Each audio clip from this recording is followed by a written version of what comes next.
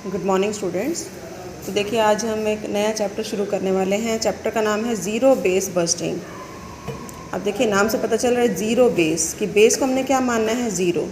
तो ये हमारी जो बस्टिंग टेक्निक है उसमें एक नया टॉपिक है जो कि ट्रेडिशनल बस्टिंग से काफ़ी अलग है। अब देखिए इसमें क्या किया जाता है, जैसे कि इन्होंने बताया as the name suggest it starts from zero, कि ये ज़ीरो से स्टार्ट होता है और क्लीन स्टेट से स्टार्ट होता है। इट मीन्स हम ये मानकर चलते हैं कि हमारे पास कोई पिछला बेस नहीं है। जैसे ट्रेडिशनल बस्टिंग में होता है ना कि हम पिछला बजट ले लेते हैं, उसके अकॉर्डिंग उसमें कुछ चेंजेस करते हैं, उसमें कुछ एडिशन करते हैं, कुछ डिलीट करते हैं। लेकिन इस बस्टिंग में हम ये मानकर चलते हैं कि देयर इज़ नो बेस, कोई बेस नहीं है, कोई पास नहीं है, कोई हिस्ट्री नहीं है। नया बजट नए तरीके से बनाया जाता है, नई सर्कमस्टांसिस को ध्यान में रखकर। तो उसी को कहा जाता है ज़ीरो बेस बस्टिंग। ऐसी बस्टिंग जिसका कोई बेस नहीं है, जिसका बेस ज़ीरो है। तो we can say the new budget is not linked with the figure of previous budget. पिछले बजट के साथ उसको लिंक नहीं किया जाता, but it is prepared on the basis of new estimates, कि नए एस्टिमेट लगाए जाते हैं और वी कैन से कि न्यू एनालिसिस किया जाता है ना, एंड लेटेस्ट डेटा लिए जाते हैं। तो उसके बेस पर जो बस्टिंग की जाती है उसको हम कहते हैं ज़ीरो बेस बस्टिंग। अब देखिए इसकी जो डेफिनेशन दी है पीटर ए फायर के according, zero base budgeting is a planning and budgeting process, कि एक प्लानिंग की और बस्टिंग प्रोसेस है विच रिक्वायर्स ईच मैनेजर। मतलब इसमें ऐसा नहीं है कि जो टॉप लेवल के जो मैनेजर्स हैं वही बस्टिंग करेंगे। इसमें हर डिपार्टमेंट के जो मैनेजर्स होंगे, टॉप लेवल के भी और मिडिल लेवल के भी, लो लेवल के भी, तो each manager to justify his entire budget, उनको अपने जो बजट है उसको जस्टिफाई करना होगा कि वो ये खर्चा कर रहे हैं तो वो क्यों कर रहे हैं, है ना। Budget request in detail form scratch and shift the burden of proof. हर जो एक्सपेंडिचर है उसका जो प्रूफ का बर्डन है वो शिफ्ट करना होगा किसको, टू ईच मैनेजर, हर मैनेजर को, to justify why he should spend any money, कि वो ये मनी खर्च कर रहे हैं तो वो क्यों कर रहे हैं एट ऑल, है ना। तो the approach requires that all activities B analysed in decision packages, कि जितने भी एक्टिविटीज़ हैं उसको डिसीजन पैकेज में लिया जाता है, जिसको बाद में इवेल्यूट भी किया जाता है, मूल्यांकन भी किया जाता है by systematic analysis and ranked in order of importance. Importance के अकॉर्डिंग उनको रैंक भी दिए जाते हैं। इट मीन्स ऐसा नहीं है कि जो मैनेजर जो कहेंगे कि ये एक्सपेंडिचर ज़रूरी है वो कर लिया जाएगा। डिसीजन पैकेज बनाए जाएंगे, सबसे सलाह ली जाएगी, है ना, उसके बाद ही ये डिसीज़न लिया जाएगा कि ये खर्चा करना है या नहीं। तो वी कैन से कि जो ज़ीरो बेस बस्टिंग है नॉट ओनली न्यू प्रोजेक्ट, सिर्फ नए प्रोजेक्ट के लिए नहीं होती कि उनका बेस नहीं है, बल्कि जो पुराने प्रोजेक्ट हैं उनके लिए भी ज़ीरो बेस बस्टिंग की जाती है और उनका इवोल्यूशन किया जाता है ईच एंड एवरी टाइम। तो वी कैन से कि ईच प्रोडक्ट और स्कीम वेदर एग्जिस्टिंग और new must be justified in its entirely each time a new budget is formulated, है ना। चाहे पुराना है चाहे नया है, उसको फिर से एक तरह से इवेल्यूट किया जाता है, उसको एनालाइज़ किया जाता है और नए सिरे से बनाया जाता है। तो उसमें कुछ कमियां अगर पिछले में कुछ रह जाती हैं तो वो कमियां इससे दूर हो जाती हैं, जो नया हम बजट बनाते हैं उससे दूर हो जाती हैं। तो इसी को कहा जाता है ज़ीरो बेस बस्टिंग। तो आई थिंक मीनिंग क्लियर हो गया होगा कि एक ऐसा बजट जिसमें बेस ज़ीरो मानकर चला जाता है और नए सिरे से सारे एक्सपेंडिचर को फिर से जो है वो देखा जाता है कि वो क्या होंगे और क्या होने चाहिए। अब देखिए इसके फीचर्स क्या हैं।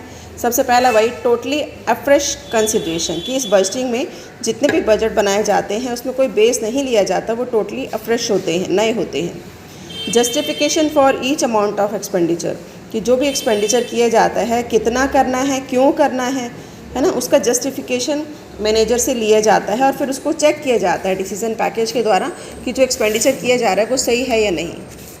कॉस्ट बेनिफिट एनालिसिस, कि जो भी खर्चा किया जा रहा है, वो जो एक्सपेंडिचर किया जा रहा है उससे रिलेटेड आपको कितने बेनिफिट हो रहे हैं, है ना। तो on the basis of limited resources decision is made, कि आपको कहाँ पर स्पेंड करना है, तो सोच समझकर ही अमाउंट स्पेंड किया जाता है। Link to corporate goal, corporate का जो मेन गोल है जिसके लिए उसका जो है वो इनकॉर्पोरेशन हुआ है, उसको ध्यान में रखते हुए ही जो ज़ीरो बेस बस्टिंग है उसके गोल तैयार किए जाते हैं। तो हर डिपार्टमेंट के और वैकेंसी हर इंडिविजुअल यूनिट के साथ इसको लिंक किया जाता है, कॉर्पोरेट गोल के साथ भी इसको लिंक किया जाता है। पार्टिसिपेशन एट ऑल लेवल, कि जितने भी लेवल हैं, मतलब मैनेजमेंट के top level, low level, middle level, हर तरह के जो मैनेजर है उसको पार्टिसिपेट करने का मौका दिया जाता है ताकि वो डिसीजन मेकिंग में इन्वॉल्व हो सके और उनकी अकाउंटेबिलिटी, उनकी जो रिस्पॉन्सिबिलिटी है वो भी फिक्स की जाती है। नेक्स्ट देखिए इंपॉर्टेंट है topic, what are the steps in zero base budgeting. तो ये आपको 5-6 स्टेप्स दिए हुए हैं कि सबसे पहले क्या किया जाता है, उसके बाद क्या किया जाता है। तो these are the process we can say और स्टेप्स। सबसे पहला है determination the objective of budgeting. तो जैसे कोई भी काम करने से पहले हम ऑब्जेक्टिव डिसाइड करते हैं, उसी तरह से जब बस्टिंग की जाती है तो भी ऑब्जेक्टिव डिसाइड किया जाता है कि इसलिए ज़ीरो बेस बस्टिंग की जा रही है। तो objective should be well defined ताकि एफर्ट्स जो है उसको अचीव करने में किए जाएँ। और ये जो ऑब्जेक्टिव है may be affect the cost reduction, कि स्टाफ जो ओवरहेड खर्च किया जा रहा है उसकी कॉस्ट रिडक्शन हो सकती है, या किसी भी प्रोजेक्ट जो कि लॉस में जा रहा है या जो फिट नहीं है उसका डिसकंटिन्यूस भी हो सकता है डिसीजन लेना। तो first of all objective should be decided. Second, scope should be decided कि ये जो एप्लीकेशन इंस्टॉल की जा रही है ज़ीरो बेस बस्टिंग की, उसका क्या स्कोप होगा, मतलब उसके अंदर कितना एरिया आएगा, कहाँ तक, the extent to which the zero base budgeting to be introduced, है ना, is also to be decided. वो भी डिसाइड करना है कि कौन कौन से एरिया इसके अंदर आएंगे, कौन कौन सी एक्टिविटीज़ को चेक करना है। थर्ड है आइडेंटिफिकेशन ऑफ डिसीजन यूनिट, कि जो भी डिसीजन यूनिट है that should be identified in terms of either functional responsibility centre और कोस्ट सेंटर, है ना। जैसे रिस्पॉन्सिबिलिटी सेंटर बनाए जाते हैं, कोस्ट सेंटर बनाए जाते हैं, तो उनको भी आइडेंटिफाई किया जाएगा कि what will be the decision unit, decision लेने वाला कौन होगा।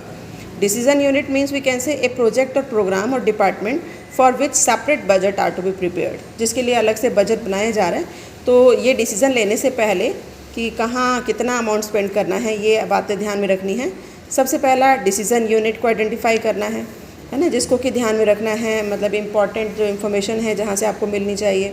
फिर हर जो डिसीजन यूनिट है as far as possible should be of independent of other units, बाकी जो यूनिट्स हैं वो उसको अफेक्ट ना करे, वो इंडिपेंडेंट यूनिट होनी चाहिए। एंड थर्ड वन कि it should be insured that unit should be large, कि इतनी लार्ज होनी चाहिए कि उस पर जो भी आप डिसीज़न लें उसका मीनिंगफुल रिव्यू निकले, रिसोर्सेज का भी और रिक्वायरमेंट का भी, है ना। तो इस तरीके से इसको मैनेज किया जाना चाहिए प्रॉपरली। उसके बाद देखिए नेक्स्ट आता है डेवलपिंग डिसीजन पैकेज, कि डिसीजन यूनिट आपने आइडेंटिफाई कर ली, उसके बाद जो भी डिसीजन पैकेज आपने डिसाइड किया तो उसको आप क्या करेंगे, डेवलप करेंगे। तो what is decision package, we can say it is a set of documents which identify and describe activities of the unit, जो ये बताते हैं कि यूनिट के अंदर कौन कौन सी एक्टिविटीज़ होंगी, डिसीजन यूनिट के अंदर कौन कौन से डॉक्यूमेंट्स, मतलब एक सेट ऑफ डॉक्यूमेंट्स होते हैं जो आइडेंटिफाई करते हैं कि ये यूनिट्स होंगी और कैसे की जाएंगी, उसके डिटेल वो बताते हैं। तो देखिए इसमें कौन कौन से एस्पेक्ट आते हैं।